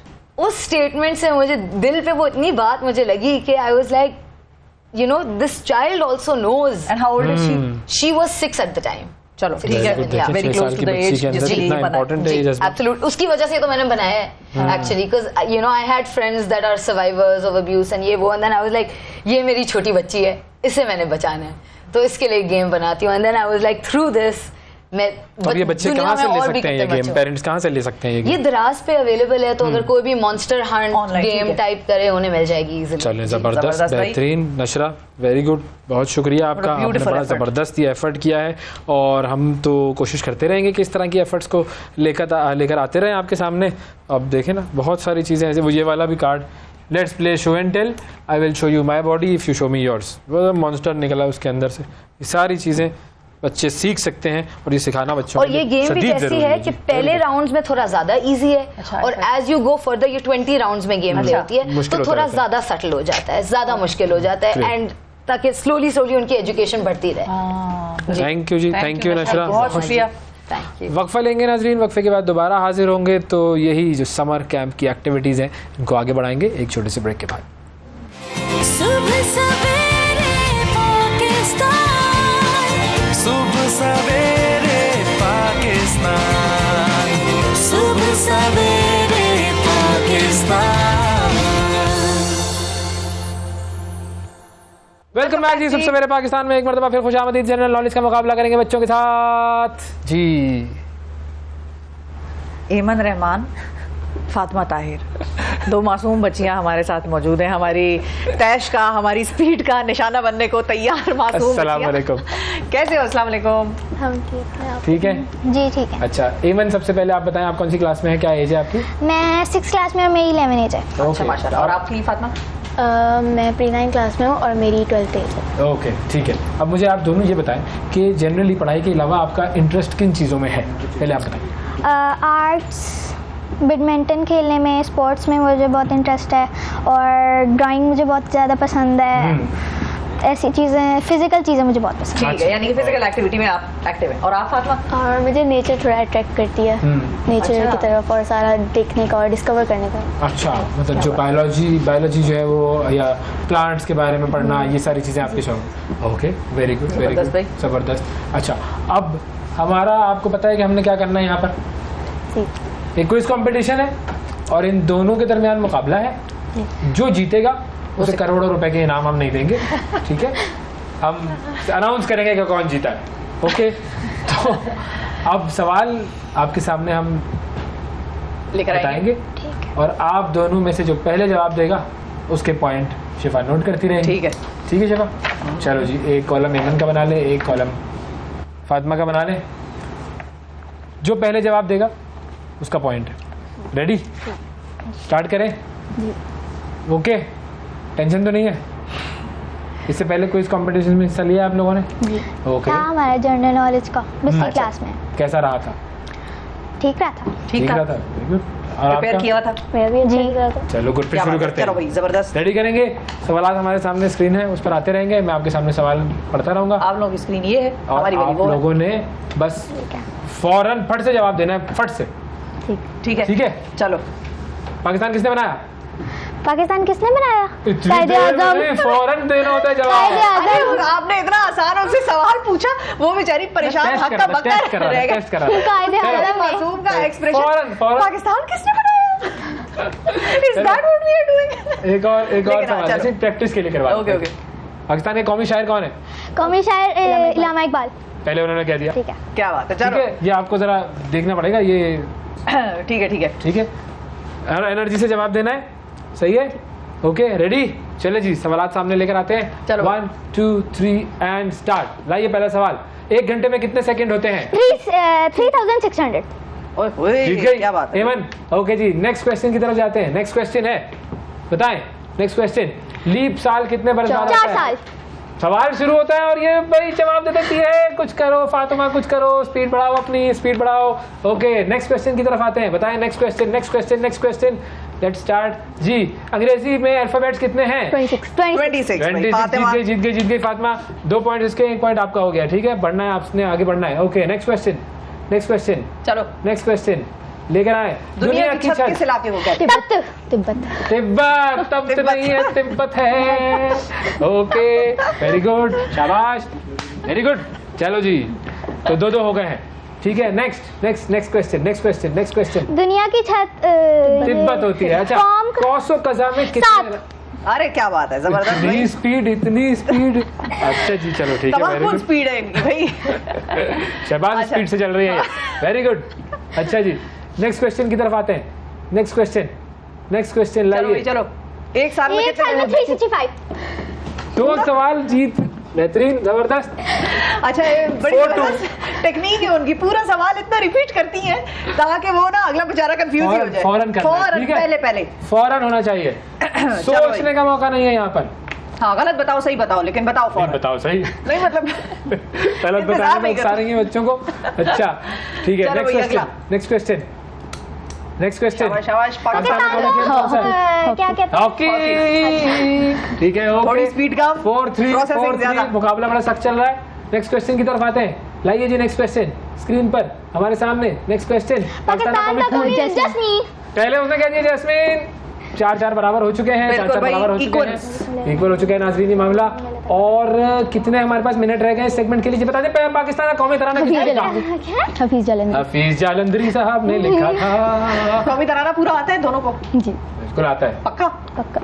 लिखवाएंगे, सुनेंगे नहीं, लिखवाएंगे। अच्छा चलो जी, अगला next question। जल्दी बताओ। फातिमा जो है वो आगे बढ़ चुकी हैं। एक दुनिया में कितने बड़े आते हैं? 7। क्या बात है, ये नहीं हारने वाली, दोनों ये बराबर बराबर चल रही हैं। वेरी गुड, जबरदस्त नाजरीन। ये दोनों का मुकाबला, टक्कर का, कांटे का मुकाबला है। ये साल का कौन सा सबसे छोटा महीना? फरवरी। ये जरा कितने दिन होते हैं फरवरी में? फरवरी 28। 28 ने बता दिया। ये दोनों को दे दो, दोनों को दे दो, दोनों को दे दो। 29 भी तो होते हैं लीप यार। ईयर में होते हैं ना, ठीक है, जनवरी तो 28। चलो। चलो, ये ज्यादा होशियार मिस है ना हमारे। चलो नेक्स्ट नेक्स्ट नेक्स्ट जल्दी बताओ, जल्दी सवाल। सबसे बड़ा जानवर ब्लू व्हेल। Blue whale. किसने दिया था भाई ये जवाब? ये तो पता हो गया। ये हमें समझ में। बताओ भाई, बट स्टूडियो वालों, कैमरामैन भाई बताओ, कोई किसने बताओ पहले भाई, जवाब कोई दिया? इधर रेफरी का किरदार अदा करो, कोई अंपायर बनो, कोई बताओ किधर उंगली उठाए। अच्छा चलो, ये दोनों को दे चलो, दिया जाए, अच्छा, दोनों को दे दिया जाए। बराबर चल रहे हैं इस वक्त, दोनों बराबर चल रहे हैं। नेक और टू नेक है भाई, ये नेक टू हम नेक 3 सवाल और करेंगे और देखते हैं कि कौन जीतता है। ओके 1 2 3। पहला सवाल लाए सामने। दुनिया का सबसे बड़ा दरिया? दरिया बहराओकेयानूस। बहराओकेयानूस। ओकेयानूस, बहरे ओकेयानूस। पहले ओकेयानूस, सही कहा, सही कहा। चलो कोई बात नहीं, अभी 2 सवाल हैं। 2 सवाल और रहते हैं, 2 सवाल हैं, पे 2 आप सवाल लोगों ने हैं। compete करना है एक दूसरे से। अगला दिखाएं जी। अगला सवाल लेकर आए। सबसे बड़ा सैयारा कौन सा है? मुश्तरी। मिस्त्री जुपिटर। हाँ। कौन सा है भाई? जवाब बताओ इसका। जल्दी बताओ, जवाब बताओ, जल्दी बताओ। ये तो हमें भी नहीं पता बताओ। शायद। जुपिटर है वैसे सबसे बड़ा। तो ये मुश्तरी क्या होता है? मुश्तरी जुपिटर ही, हाँ मेरा ख्याल है वो। ऐसे ये मिस भी आपने बैठी क्या है, मिस कहा था, से बता रहा हूँ मैं। जुपिटर मुश्तरी है, वही मुश्तरी है। चलो साइंस की खबरें मैं लाता हूँ इस प्रोग्राम में, ठीक है? बराबर हो गया। आखिरी सवाल है, लास्ट क्वेश्चन सामने लेकर आए जी, लाए। सबसे बड़ा अंडे देने वाला परिंदा कौन सा है? शतरमुर्ग। क्या कमाल खेला है यार दिन दोनों। भाई वाह वाह वाह, दोनों के लिए स्पेशल। बहुत ही आला भाई, जबरदस्त, बहुत ही जबरदस्त। आप दोनों ने बड़ा कमाल गेम खेला और आखिरी सवाल के जवाब पर फैसला हुआ कि फातिमा ने। लेकिन ये आप देखें, ये इनका स्कोरबोर्ड कोई जवाब गलत नहीं किया, क्या चक्कर है? सब साथ चल रही है। गलत जवाब क्यों नहीं देते तुम लोग? गलत भी दिया करो, एक आध नजर ना लगे, ताकि लोगों को पता चले कि पहले से प्रिपेयर्ड नहीं था। हाँ। मतलब ये गलत देना होता है। प्रिपरेशन थी, लेकिन ऐसा भी ओपन बुक नहीं था ये। गुड, लेकिन शाबाश, वेरी गुड। क्या बात है, फातिमा और ये मुकाबला हो गया। ये हुआ हमारा आज का क्विज कंपटीशन और फातिमा जीती और एमन ने भी बड़ा जबरदस्त कांटे का मुकाबला किया। अब इसके बाद जो अगला सेगमेंट हमारा होगा ब्रेक के बाद, उसमें क्या करेंगे हम? उसमें भी और मुकाबला करना है, बच्चे और भी मौजूद है हमारे साथ। नाजरीन, मिलते हैं एक छोटे से ब्रेक के बाद। सुबह सवेरे पाकिस्तान, सुबह सवेरे पाकिस्तान, सुबह सवेरे पाकिस्तान। वेलकम बैक सुबह सवेरे पाकिस्तान में एक मरतबा फिर खुशामदीद। समर स्पेशल प्रोग्राम चल रहा है हमारा और कैरियर गाइडेंस का सेगमेंट है ये। और पहला कैरियर जो हमने अपने प्रोग्राम में चुना है, जिसके बारे में हम बताएंगे आज कि बच्चों को कि जी कैसे इस प्रोफेशन में जा सकते हैं। और वो प्रोफेशन है शिफा की एक ऐसी ख्वाहिश जो कि पूरी ना हो सकी, और डॉक्टर बनने की ख्वाहिश। जी शिफा, आ जाए। बिल्कुल जी, हमारे साथ डॉक्टर अदीला इरफान साहिबा मौजूद हैं जो कि इमरजेंसी मेडिसिन स्पेशलिस्ट हैं शिफा इंटरनेशनल में, और हमारे साथ आमना उस्मान मौजूद है जो कि स्टूडेंट हैं। और इनको हमने फ्लोर दे दिया है दोनों को कि ये एक दूसरे से कम्युनिकेट करें। अस्सलाम वालेकुम, आप दोनों का बहुत शुक्रिया। वालेकुम अस्सलाम। डॉक्टर साहिबा, आपसे पूछेंगी सवालात आमना, और आमना बनना चाहती हैं डॉक्टर। हाँ। आप कौन सी फील्ड में जाना चाहती हैं, क्यों जाना चाहती हैं और क्यों जाना चाहिए? आप दोनों आपस में और अगर गुफ्तगू कोई करेंगे। वो ऐसे एरियाज हैं जिसमें आप इनको समझाना बुझाना भी चाहती हैं कि भाई बेटा सोच लेना अच्छी तरह, तो वो भी आप कर सकती हैं यहाँ पर। आपका क्या बनने का वैसे इरादा है? कार्डियोलॉजिस्ट। कार्डियोलॉजिस्ट बनने। और ये क्या होता है वैसे?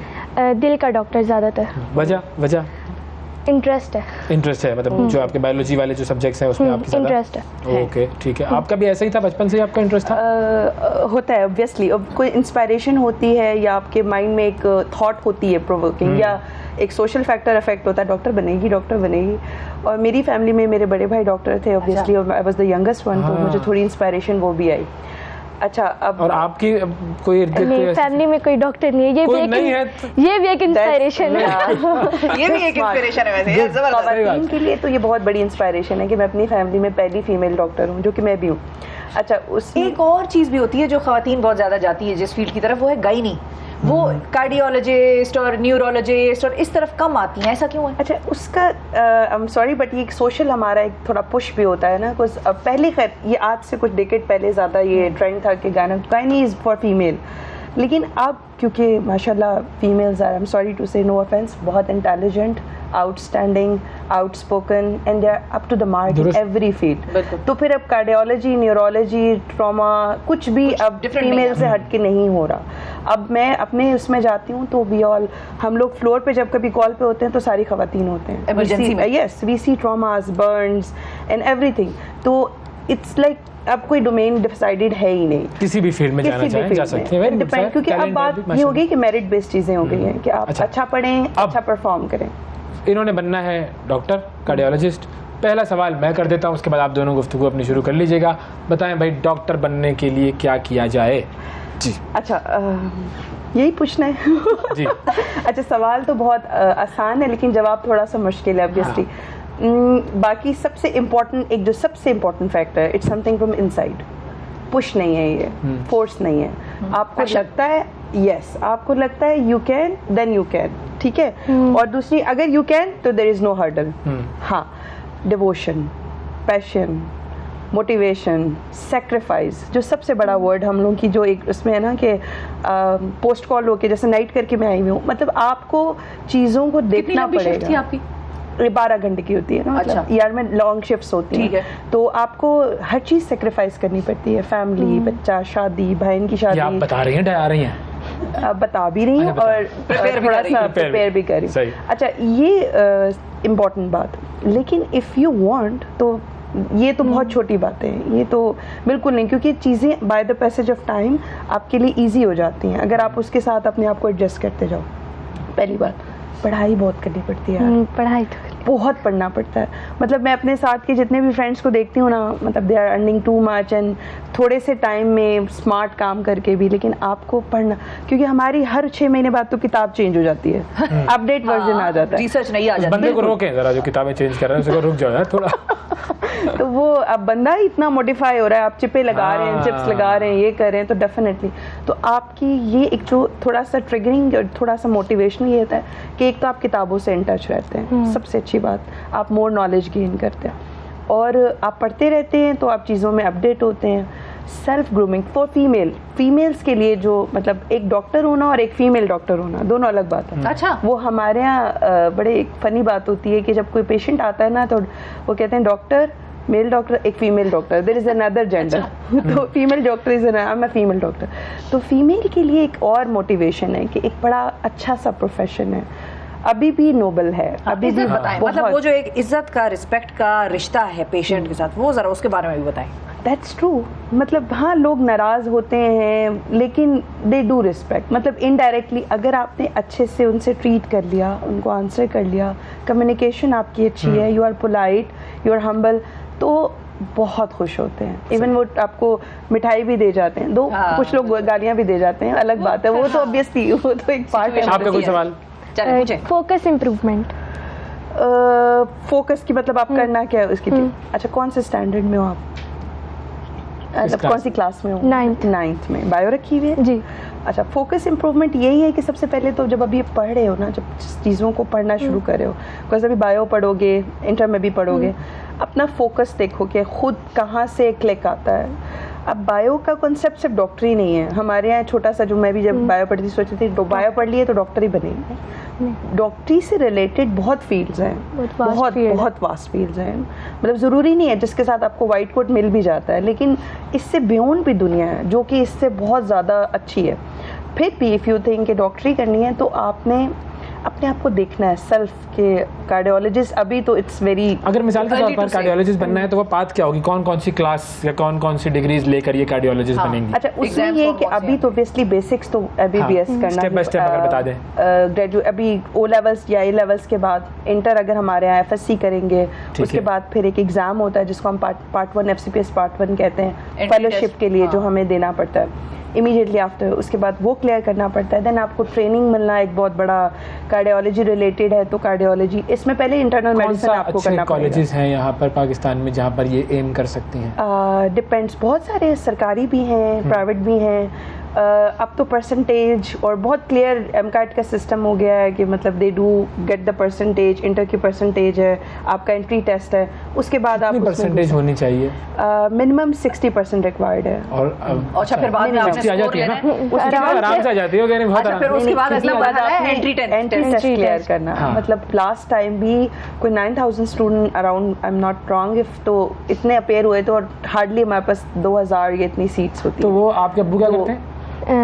बिजनेस। ऐसा बहुत है ना, मेडिकल कॉलेज में फिर तो नहीं, फिर मतलब सेल्फ फाइनेंस बेसिस पे भी कर सकते हैं, लेकिन कोशिश ये करें कि सरकारी थोड़ा सा पीएमडीसी ने सेल्फ फाइनेंस के भी थोड़ी रिस्ट्रिक्शंस की, उसके भी परसेंटाइल लगा दिए कि 80% होगी तो आप सेल्फ फाइनेंस 60 से तो ऊपर, 60 तो आ जाएगी, मसला नहीं है, तो कॉन्फिडेंट। फिर उसके बाद एंट्री टेस्ट और फिर वो वेट लिस्ट, वो जो लिस्ट है उनका एग्जैक्टली। अच्छा, आप लोग बच्चे में नहीं इतने मोटिवेटेड देखे हैं, इतने पैशनेटेड देखे हैं, वो 3-3 साल एंट्री टेस्ट देते रहते हैं। इस दफा नहीं आया तो अगली दफा आएगा, इस दफा नहीं आया तो अगली दफा आएगा। अच्छा, कितने साल पढ़ना पड़ेगा? जैसे मिसाल के तौर पर अभी ये 9 में है, तो कितने साल पढ़कर ये कार्डियोलॉजिस्ट बन जाएगी, एक सर्जन बन जाएगी? अभी से तो रफली इफ शी इज लाइक, अगर 9th में है तो 16-17 साल की होगी तो 24-25 साल तो कम से कम लग जाएंगे। मतलब 9-10 साल जिसमें you will be a very, मतलब अभी तो ग्रेजुएशन तक आपको 22-23 तक आप ग्रेजुएट करोगे, 5 साल एमबीबीएस के, और अगर बीडीएस करते हैं तो 4 years, और 1 साल हाउस जॉब जो कि क्लिनिकल रोटेशंस के मैंडेटरी है। तो आप हाउस जॉब मतलब घर में ही जॉब करें? नहीं अपने घर वालों का इलाज करें भाई, सबके वो भी करना है, आपको पता है उस पे भी छूट नहीं है। हाउस जॉब करके भी आप आटा गूंदना है, differentiates a female doctor from a mail doctor. Exactly. House job का पता है क्या होती है? जो डॉक्टर घर में आके मतलब के नहीं बताएं भाई। हाउस जॉब का मतलब ये होता है बच्चा कि मतलब आपने 5 ईयर जो, क्योंकि this is something you have to touch the patient, और आपने जो अगर पढ़ा है तो उसको इम्प्लीमेंट भी करना है, प्रैक्टिकल। तो हाउस जॉब का मतलब होता है कि आपको फिर एलोकेटेड एरिया दिए जाते हैं, डेजिग्नेट, मेडिसिन, सर्जरी, उसमें आपको जाके 6-6 महीने हॉस्पिटल में रोटेशंस लगानी पड़ती हैं, नाइट्स करनी पड़ती हैं, 36 घंटे की ड्यूटी करनी पड़ती है। 36 घंटे की ड्यूटी कैसे कर सकता है कोई इंसान? सर करते नहीं तो ये तो अजीब बात है भाई, वो नींद में है डॉक्टर, उसने वो गलत इलाज कर दिया, फिर ये कौन सा इंसाफ है? डॉक्टर की नींद अल्लाह यहाँ खुद ही छीन लेते हैं। ये वैसे मैं सीरियसली कि ये 36 घंटे कैसे कोई फंक्शन कर सकता है इंसान? कर सकता है, मतलब करता है, करने की मजबूरी भी होती है, मजबूरी उसमें चक्कर में मर गया बंदा। प्रोपोर्शन देखें, एक डॉक्टर कितने हजार या कितने 100 पेशेंट्स के लिए, मतलब ये थोड़ी कि रिस्क पे डालते हैं आप बाकी लोगों को भाई। नहीं, उसमें ये होता है एक नॉर्मल आदमी 8 घंटे काम करता है, डॉक्टर तुम 10 कर लो, 12 कर लो, चलो। मैं आपके बिल्कुल साथ हूँ, कम कराए ना जरा ये ड्यूटी आवर्स। 36 घंटे कैसे कर सकता है? उसके बीच में वो सोएगा भी। और इंटरेस्टिंग चीज ये है कि ये सिर्फ पाकिस्तान का मामला नहीं है, ये पूरी दुनिया में ऐसा ही है। डॉक्टर्स के लिए तो 36 घंटे ये क्या 36 घंटे इवन आप यकीन जाने जो आप कार्डियोलॉजी कुछ बताएं दरमियान में, कुछ नैप शैप लेने का सिलसिला बताएं। थोड़ी नैप नहीं होता है कि यस यू कैन, आप हाउस जॉब के बाद जब आप हाउस जॉब तक तो यू हैव नो ब्रेक। अगर आपने FSC कर ली, then you had the MBBS admission, 5 साल कोई ब्रेक नहीं, देन इमीडिएटली हाउस जॉब में लोग ले लेते हैं, लेकिन आई रिकमेंड कि डोंट टेक, बिकॉज आपने फ्रेश पढ़ा होता है, आप उसको साथ साथ प्रैक्टिस कर लो, then you can take a break, 1 साल 2 साल। कोई और सवाल आपका है बेटा? बड़ा इंटरेस्टिंग एक है, हौसला इधर लिखा हुआ है। हाँ, क्या सवाल है? क्या है हौसला? कि हौसला मतलब कि अपना हौसला कैसे बढ़ाए इंसान? अपना हौसला कभी मतलब कि कोई मार्क्स कम आ गए या मतलब कोई चीज़ याद नहीं हुई तो बंदा खुद ही हो जाता है, हौसला डाउन हो जाता है इंसान का, तो उसकी सेल्फ मोटिवेशन होती है। और फिर आप चीज़ों को देखें, एक होता है ना, आपने एक माइलस्टोन अचीव करने के लिए टारगेट रखा होता है, यार यहाँ तो पहुँचना ही पहुँचना है, उसके लिए फिर हौसला कम नहीं होना चाहिए, उसके लिए तो फिर इतनी मोटिवेशन होनी चाहिए कि यार मार्क्स कम आए, I will do it again, I will do this, I will do it. नहीं माननी। एक और चीज मोटिवेट करती है, पैसे कितने कमा लेता है अच्छा कार्डियोलॉजिस्ट? ये मैं इंतजार कर रही थी आपका पूछेंगे। कार्डियोलॉजिस्ट आप मतलब एक, I will not specify any field, एक अंदाजा, लेकिन एक यकीन जाने, सर्जन ज्यादा कमा लेता है ना, आप फिजिशियन से थोड़ा कम ही पैसा कमाता है। नहीं, सर्जन इतने बड़े-बड़े लाखों करोड़ों रुपए कमाते हैं। हर सर्जन नहीं कमाता। अच्छा, तो अच्छा सर्जन बनना, you have to be the best. हाँ, उसमें you are the best. Best से मुराद हमारी क्या है कि मतलब आपकी क्लिक आ जाए, या आपको कोई ऐसा सेटअप मिल जाए, या आप एक एक्स्ट्रा ऑर्डिनरी डिग्री कर लें, वो भी आसान नहीं है। कितने रुपए कमा सकते हैं? रुपए बताएं, रुपए। वो तो फिर काउंट ही नहीं है ना, काउंट ही नहीं, अनलिमिटेड। मोटिवेशन आ गई। लेकिन वही बात है कि बेहतरीन स्टैंडर्ड डॉक्टर का उसके पेशेंट बता देते हैं। आप यकीन जाने, हमारे यहाँ जो कार्डियोलॉजिस्ट है वो 6 AM they entered in the hospital, or sometimes they leave at 12 and midnight. Angio, cardio. Yes, they are in the cath lab. Note मेरा मतलब इलाज कर रहे हो। ठीक है, इनकी तरफ हम जाएंगे नाज़रीन। डॉक्टर अदीला और आमना हमारे साथ मौजूद थी, और दोनों एक दूसरे से कुछ सीख रही थी, कुछ सिखा रही थी कि भाई कार्डियोलॉजिस्ट या डॉक्टर बनने के लिए क्या क्या चीज़ें करनी ज़रूरी है। एक वक्फा लेते हैं, वक्फे के बाद आपसे दोबारा मुलाकात करेंगे। Stay with us. सुबह सवेरे पाकिस्तान, सुबह सवेरे पाकिस्तान, सुबह सवेरे पाकिस्तान। वेलकम बैक जी। हमें ज्वाइन किया है 2 मजीद बड़े काबिल बच्चों ने, और इनकी काबिलियत का जायजा हम अभी कुछ देर में लेंगे। हमारे साथ साजिद अली और अब्दुल्ला सलमान मौजूद हैं। अस्सलाम वालेकुम। वालेकुम अस्सलाम। कैसे हैं? ठीक ठाक। 3 काबिल बच्चे हो गए, अब हमने इन दोनों को मिला के, मुझे मिला के 3 काबिल बच्चे इस वक्त हमारे सेट पे मौजूद हैं, जिन्होंने प्रूव करना है कि वो काबिल हैं। चलो जी, और काबिलियत का इम्तिहान लेंगे। शिफा, आप लोग कौन सी स्टैंडर्ड्स में हैं, कौन सी ग्रेड्स में? मैं ग्रेड 9 में। ग्रेड 9 में। आप भी 9 में? प्री 9। प्री 9 ठीक है। प्री 9 क्या होता है? अच्छा, 8 ही बोल देते यार, ये अजीब कंफ्यूजन फैला। ये ना प्री 9 पोस्ट 9। अच्छा, तो फिर आप भी पोस्ट 9 क्या करोगे? प्री के बाद फिर पोस्ट भी आना चाहिए ना, प्री कोविड। क्या इरादा है आगे, क्या बनना है आपका, प्लान क्या है? आगे आर्मी का सोचा हुआ है अभी तो। क्या बात है, जबरदस्त। बिजनेस पैसा कमाओ, बेहतरीन, सही ठीक है। अच्छा जी, एक बंदा मुल्क की खिदमत करने में लगा होगा, एक बंदा पैसे कमा रहा होगा। वो पैसे जो कमा रहा होगा वो भी जाहिर है एम्प्लॉयमेंट की वजह से मुल्क की खिदमत करने में लगा होगा। ज़बरदस्त। तो मुकाबला आप लोगों से हमने करवाना है, और मुकाबला की कुछ तस्वीर आपको दिखाई जाएंगी स्क्रीन पर। आपने बूझना है कि ये शख्सियत कौन है। ठीक है, रेडी है? ओके, पहले जो नाम ले देगा, शिफा हमारी स्कोर लाइन मैनेज कर रही हैं, वो लिख लेंगी। अगर आप इन्हें रिश्वत देना चाहते हैं तो बुरी बात है, नहीं देनी चाहिए। आए जी, ठीक है। चलो भाई, रेडी? फर्स्ट फोटो 1 2 दिखाएं। 3। ये कौन है? ये कौन है? ये कौन है? ये कौन है? ये शाबाश, इतना सोचो मत। सोचो सोचो सोचो मेरे बच्चों, पाकिस्तान की शख्सियत है। इन्होंने पाकिस्तान के लिए एक बहुत चीज़ अहम लिखी थी। हफीज जालंधरी। हाँ, हफीज जालंधरी। कैसे पकड़ा? वो आपने बोले ना, वो उन्होंने काफी चीजें लिखी थी। और बता दे। तो अहम चीज़ लिखी थी। अहम चीज़ तो कोई भी हो सकती है। अच्छा, चलो भाई, ठीक है। चलो गुड, पहला पॉइंट मिल गया इनको। हफीज जालंधरी साहब को पहचान लिया इन्होंने। अगला, नेक्स्ट नेक्स्ट नेक्स्ट, लाइए नेक्स्ट नेक्स्ट तस्वीर। ये कौन है? बताओ। राहत फ़तेह अली खान। राहत फ़तेह अली खान तो नहीं है भाई, आपका ऑप्शन गलत हो गया। अबे फुल गैस वर्क चल रहे हैं। वो कहते हैं राहत, ही कहते हैं नुसरत। अच्छा, नहीं नुसरत भी नहीं है ये। आप ये ना नुसरत है, ना राहत है, ना चाहत है। ये गाने वाने सुनते हो? सही सही बताओ, इसमें क्या आप सुनते हो गाने? आप ही सुनते हो? नहीं, मैं तो नहीं। आप गाने नहीं सुनते, पढ़ाई करते हो ज्यादा। अच्छा, वो पढ़ाकू है ये गाने। पाकिस्तान के बड़े मशहूर गजल सिंगर है। No idea. गजल सिंगरों में किस किस का नाम पता है? गजल का पता है क्या होता है? जी। क्या होता है? गजल इसके मिजाजी होता है। चलो अगली तस्वीर पे आते हैं। ये तस्वीर कोई ना पूछ सका। मैडम, अगली तस्वीर लाएं। सही पढ़ाया आपने। गुड, अगली तस्वीर लाओ। ये थे मेहदी हसन खान साहब। अल्लाह अगली तस्वीर। नाराज हो जाएंगे लोग। अगली तस्वीर लाइए लाइए लाइए लाइए। अगली तस्वीर। चलो आ गई है। ये कौन है? जबरदस्त पर्सनालिटी, पाकिस्तान की टॉप ओहदे पर फाइज रहे हैं अपने वक्त में, और बस उससे ऊपर कोई पाकिस्तान का सबसे टॉप ओहदा कौन सा है? Army chief. आर्मी चीफ से और ऊपर? नहीं, थोड़ा सा और ऊपर जाए। Prime minister. प्राइम मिनिस्टर से और ऊपर जाए। प्रेसिडेंट, पाकिस्तान के प्रेसिडेंट रहे हैं कौन? बताओ बताओ बताओ बताओ, सोचो सोचो सोचो सोचो सोचो। आरिफ अलवी।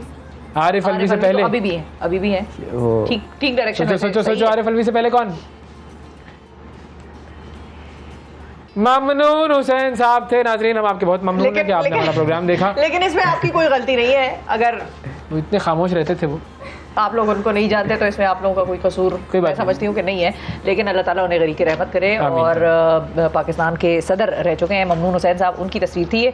और अगर हमारे पास वक्त है तो एक और तस्वीर दिखा दें, वरना वक्त नहीं। अरे वक्त खत्म हो गया भाई। चलो फिर आप लोगों का मजीद आगे मुकाबले में बुलाएंगे और आपसे जो है वो मजीद बात करेंगे। इनकी प्रिपरेशन कराओ भाई, इनको सवाल दे देना पहले से, ठीक है? वो मतलब वो आज के प्रोग्राम में इतना ही नाजरीन, आपसे कल फिर मुलाकात करेंगे। अल्लाह हाफिज़। सवाल लीक कर रहे हैं।